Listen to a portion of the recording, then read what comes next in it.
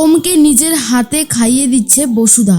সম্পূর্ণ জানতে ভিডিওটিতে একটি লাইক করে প্রথম থেকেই দেখতে থাকো।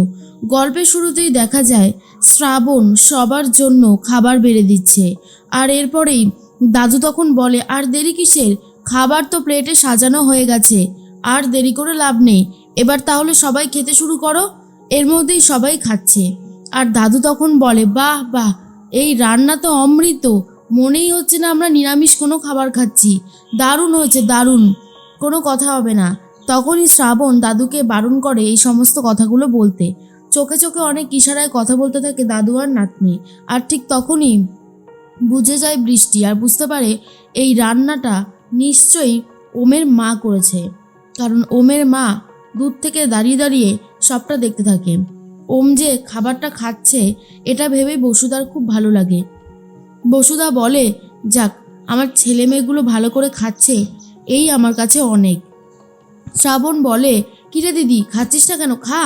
বৃষ্টি তখন বলে, এই তো শ্রাবণ, খাচ্ছি, আমি খাচ্ছি, তুই চিন্তা করিস না, আমি খেয়ে নেব। সমস্ত রান্নাগুলো এত ভালো হয়েছে না, সে আর কি বলবো। ও, মাসিমা নিশ্চয়ই রান্না করেছে, তাই না? আর তখনই শ্রাবণ বলে ইশারায়, দিদি প্লিজ বলিস না তুই এই সমস্ত কথা। কিন্তু বৃষ্টি সেই সমস্তগুলোকে জাস্ট পাত্তাই দেয় না, আর বলে, কি কি বলছিস, বলবো না, কিন্তু এই রান্নাগুলো তো সত্যি খুব ভালো হয়েছে, এগুলো নিশ্চয়ই মাসিমা করেছে, তার জন্য এত স্বাদ হয়েছে, তোর হাতে রান্নার স্বাদ তো আমি জানি।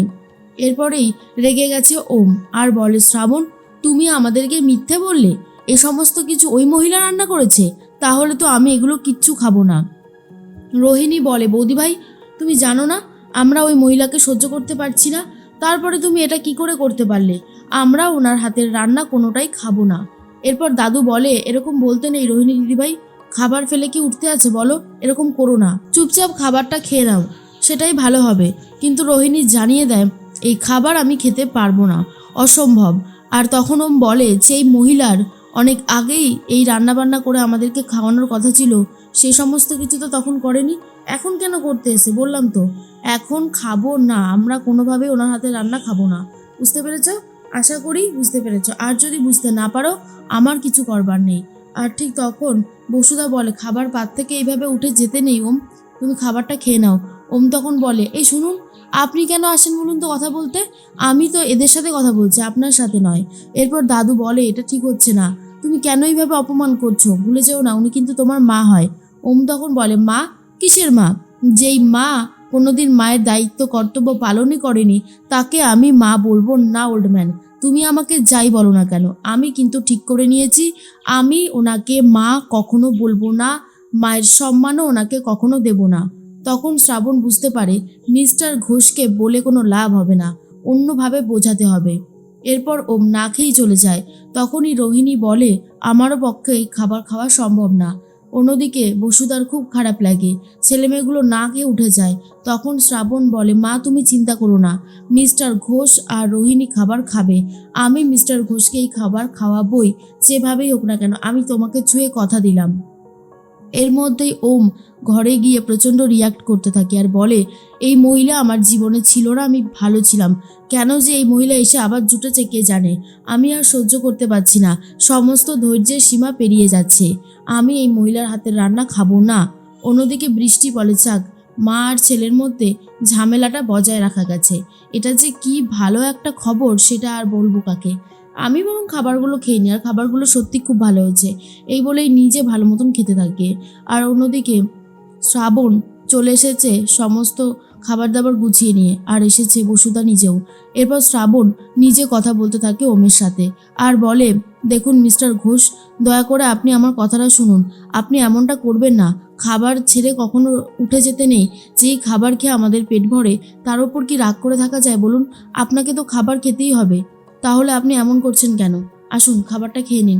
কিন্তু ওম ক্লিয়ারলি জানিয়ে দেয় সেই খাবারও উনি খেতে পারবে না, যেই খাবার কিনা বসুধা রান্না করেছে।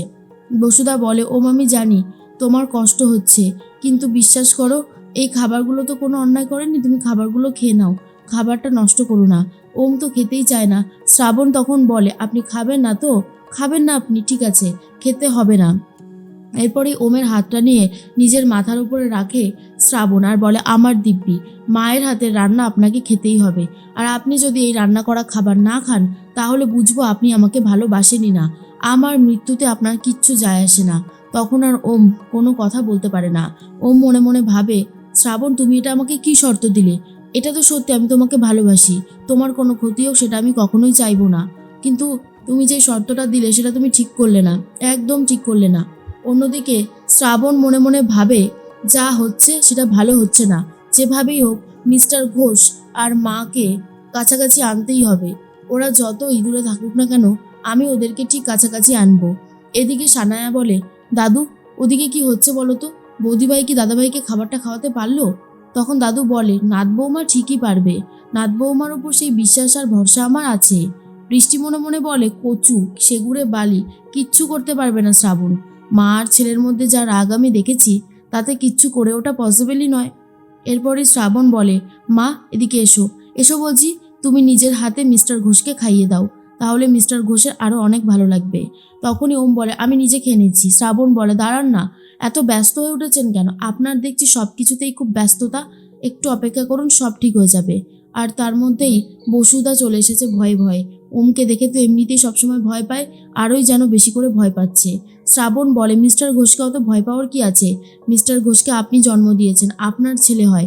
আর অন্যদিকে দেখা যায় যে ওম চুপচাপ খাটের উপর বসে আছে, কি করবে কিছুই বুঝতে পারছে না। এরপর শ্রাবণ বলে, এরকম দাঁতে দাঁতে যদি লেগে থাকে তাহলে মানুষ খাবারটা খাওয়াবে কি করে মিস্টার ঘোষ? আপনি মুখটা খুলুন, তারপরেই তো মা খাবারটা দেবে মুখে। ওম বলে, শ্রাবণ শ্রাবণ আমার কিন্তু এসব একদম ভালো লাগছে না। শ্রাবণ তখন বলে, ভালো তো আমারও লাগছে না মিস্টার ঘোষ, আপনি আমাকে বললেন আপনি খাবেন আর এখন তো মুখই খুলতে চাইছেন না, কি অদ্ভুত কি অদ্ভুত। আর তখনই মিস্টার ঘোষ মুখ খুলেছে। এরপর বসুদা নিজের হাতে খাবার মেখে ওমের মুখে পুরে দিচ্ছে আর ওম সেটাকে খাচ্ছে দেখেই শ্রাবণ তো ভীষণ খুশি হয়ে যায় আর বলে, মা আর ছেলের মধ্যে যতটা দূরত্ব আছে ততটা দূরত্ব কমেই দাও ভগবান। এরা অনেক বছর আলাদা আলাদা থেকেছে, এখন যেন এরা সবাই মিলে একসাথে থাকে। এই ঘোষ পরিবার যেন সবাই খুব ভালো থাকে। তুমি দেখো ঠাকুর, তুমি দেখো। এর মধ্যেই দাদু মনে মনে বলতে থাকে, সত্যি এই বাড়িতে বসুদা আসার পরে আবার যেন সব কিছু আগের মতন হয়ে গেছে, সব কিছু অনেক ভালো আছে। বসুদা আর শ্রাবণ এই দুজন মিলেই এই পরিবারটাকে নতুন যেন একটা রূপ দিয়েছে, যেটা আমার খুবই ভালো লাগছে। এর মধ্যেই দাদু তখন ভাবতে থাকে। আর অন্যদিকে ওম বলে, আমি আর খাবো না। শ্রাবণ বলে, খাবেন না মানে? এতগুলো খাবার রয়েছে, আপনি নষ্ট করবেন নাকি? ওসব হবে না মা, ভালো করে খাইয়ে দাও তো। এরপর বসুদা বলে, জানো তো ওম, খাবার কখনো নষ্ট করতে নেই। পৃথিবীতে অনেক মানুষ আছে যারা 3 বেলা খেতেই পারে না, যাদেরকে 1 বেলা খেতে হয় আর 2 বেলা না খেয়ে থাকতে হয়। তাই খাবার নষ্ট করো না। তুমি তো জানো গরিব দুঃখীদের কত কষ্ট, তারপরেও তুমি এই খাবারগুলো নষ্ট করলে আমার খুব খারাপ লাগবে। এই বলে বলে খাবারটা খাইয়ে দিচ্ছে আর যেটা দেখে শ্রাবণ খুব খুশি হয়।